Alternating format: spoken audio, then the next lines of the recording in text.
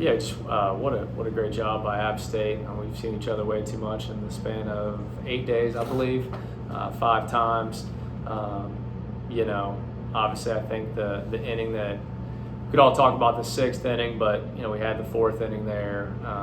Should have shut it down. Did not make the pitch. Look, they scored all the runs with 2 outs. Baseball is very simple. You got to do it. We put our Friday guy, we've been our Friday guy for 12 weeks in there, and it just didn't get done.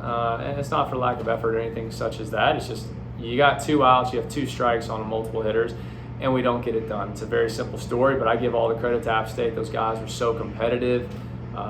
They took advantage, and even just small plays. Guy exploding in the third when we had him out, should have kept it 9-7. We don't hold on to the baseball.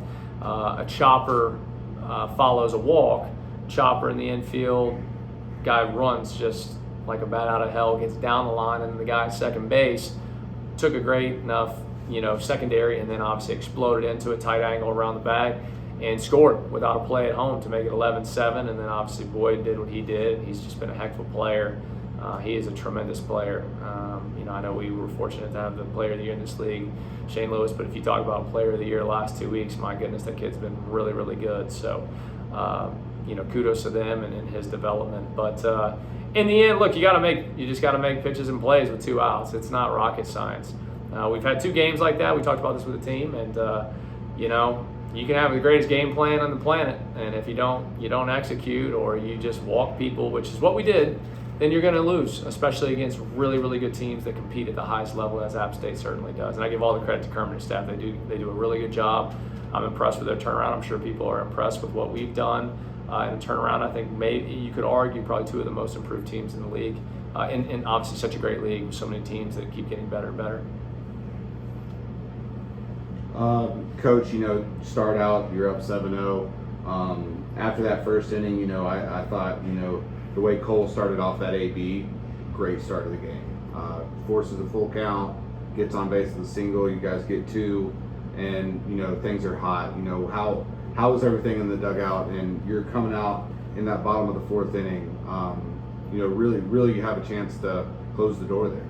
Yeah, and we did. It's just very simplistic. Close the door, keep it 7-0, you probably win the game. And I don't mean that to disrespect the effort that was going to keep coming from App State, but you win the game. 7-3, guys got a little bit tense. We had, obviously, the easy PFP play we don't make there to start the 6th, which it is what it is. Then they get a base hit. But, once again, I said it in the opening statement. I don't know how many times I can beat a dead horse. We had 2 outs, 2 strikes, leverage counts with the bases loaded. We just didn't get it done. So all the credit to them for being disciplined. You look at it, we've been really rolling this last month pitching wise. I know everybody, the acclaim goes to the strikeouts. I know we probably are well over 600 now, but what has made us good is our constant attack of the strike zone. Today was not one of those days, which is unfortunate in a game that was there to be had. And we didn't get done. That's how you lose games like that, is when you give extra ones, and then really good players such as they have end up hitting the pivotal or game-changing hits that they did. Yeah, and you talk about most improved, and I know it's hard to summarize the season after something like that, but how have you seen this group grow? What have you really noticed out of your senior leadership, and how this group has bonded together?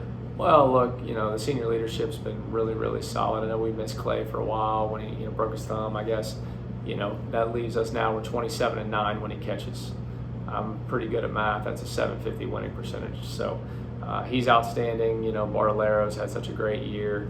You could go up and down the list. Look, it's not hard for me to summarize because unfortunately I live, breathe, obsess over it every single waking moment. We're an NCAA tournament team. It sucks we didn't win today. It was a heck of a battle. The reality is we have one of the best resumes in the country. Our RPI, our non-con RPI is 5. Our non-con strength of schedule is 13. We've won 39 games. I think that's the most in the Sun Belt still. It's the top 5 league in the country. We've challenged ourselves. We finished 3rd in this league. We're a team that should be playing next week. There's no doubt about it in my mind. I will be the most annoying, perpetual proponent of the Troy Trojans because as the head coach, and I've told our players this is the only thing I've thought about since we began this year, and you could sit here and we lost a lot of players, and I'm not going to go up and down the list. Many people, if you said, hey, they've lost this guy, this guy, this guy, this guy, how in the world would you be an NCAA tournament team? Well, it's what we believe we were capable of, from coaches to players. And that's what we're going to be on Monday when they do the selection show. I could care less where we go, just get us in the dance.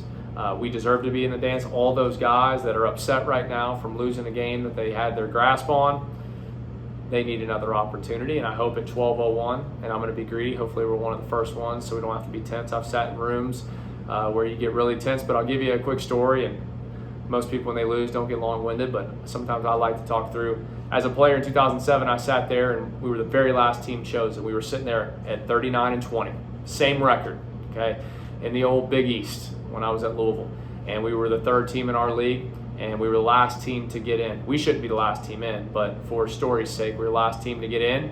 And you go out to the Missouri Regional, the number 3 overall seed, and we battle through, come through the loser's bracket, win there. We go host a Super Regional, and we go to Omaha. I think our guys are capable of that. I really do. They have fight that's unparalleled in this country, and there's a lot of great teams. But our team will fight and battle and claw. Do we have a couple innings this year that we've not handled well, whether it's defensively, pitching, whatever? Of course. But guess what? Everybody does. And so that's my summary on where I feel like we are.